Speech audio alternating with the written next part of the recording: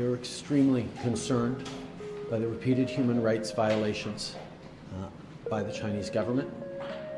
That is why we are announcing today that we will not be sending any diplomatic representation to the Beijing Olympic Paralympic Games this winter. Thank you. First, just on the Olympics and the diplomatic boycott. Several reports the president has decided to move forward with the move.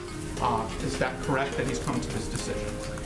The Biden administration will not send any diplomatic or official representation to the Beijing 2022 Winter Olympics and Paralympic Games, given the PRC's ongoing genocide and crimes against humanity in Xinjiang and other human rights abuses. The athletes on Team USA have our full support. We will be behind them 100% as we cheer them on from home. We will not be contributing to the fanfare of the Games.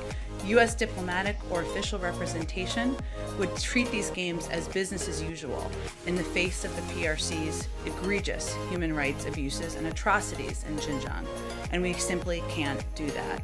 As the President has told President Xi, standing up for human rights is in the DNA of Americans.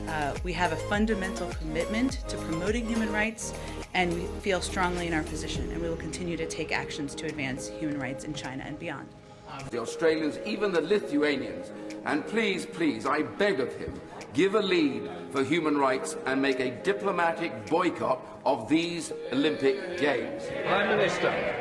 Mr. Speaker, it's clear from what I said earlier on that the government has no hesitation in raising these issues with China, as I did with President Xi the last time I talked to him, and there will be effectively a diplomatic boycott of the of the Winter Olympics in Beijing. No ministers are expected to attend. What I think the House and no officials, Mr. Speaker, but what I can tell the House is that I do not think that sporting boycotts are sensible, and that remains the policy of the government.